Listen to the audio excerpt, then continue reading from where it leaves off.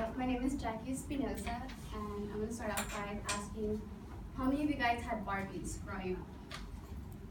Okay. How about action figures or like race cars? Okay, good. Well, gender roles are assigned to us the day we are born. A baby, for example, when its anatomy is revealed, is often given the phrase, "She's so beautiful" or "He's so strong." A baby. It might seem harmless now, but we are creating an expectation and a limitation that will follow them for the rest of their lives.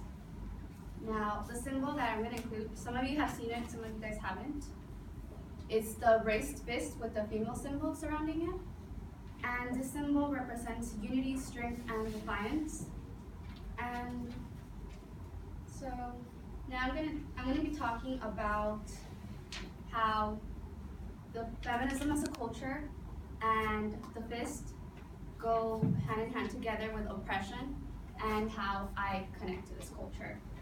So I'm going to start off by saying that just the fist itself has been used in many human rights movements. It serves as a mandate for people to take action against oppressors and raise awareness.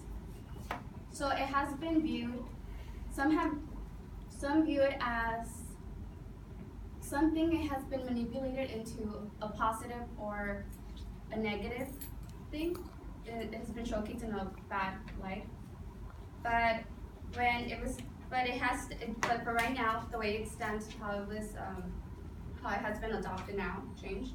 It stands for the intolerance of those against social freedom and equality. And it stands for the enhancement of the female identity. Now, and this is more of a symbol of the shift of power between oppressor and the oppressed. It also represents the improved lifestyles.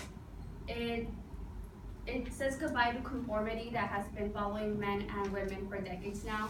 The idea that men are providers and women are homemakers. And overall, it teaches acceptance and respect amongst ourselves, amongst everyone. Now, the way our role in society affects our mental well-being, because when the role we are given isn't who we truly are, we're often left with a sense of loss and oppression because we aren't in control of our own lives. And so growing up, I grew up with a lot of boys, and when the time came that skateboarding was a thing and I wanted my own, I wasn't allowed to have one because it was too dangerous and I could hurt myself. It was a boy's toy. Leave it to them, and God forbid I end up with some scrapes and like injuries or that will stay there until adulthood and it wouldn't be seen as pretty. And I also grew up with a grandmother who taught me to believe that my place was in the kitchen, and that boys were allowed to do whatever they were, and I had to behave.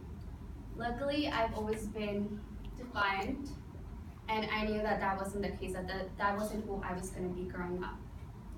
And that didn't just signify how I went to the feminist culture. There was a time where, growing up, I had a boy playmate, and I had convinced him to watch the Powerpuff Girls with me. And he had warned me that he wasn't allowed to watch girly cartoons. And his father came in and scolded him because it could lead to something that will disgrace him. And that led me to see how there's this stigma with boys and feminine traits, interactions, or anything involving that. And I realized that it was the feminine traits and qualities that were being attacked. And it affected everyone, so that's how I knew I needed to be a part of it. And I looked to the symbol as strength and acceptance, encouragement to continue my mentality and not let anyone stop what I believed was correct. Now that I've talked about the history and of the fist, how it connects with oppression and feminism, to this day, and my own experience, how I connected. So now, by learning more about the symbol, you will learn your role in the elimination or continuation of oppression, and that will lead you to a better understanding of feminism as a culture. Thank you.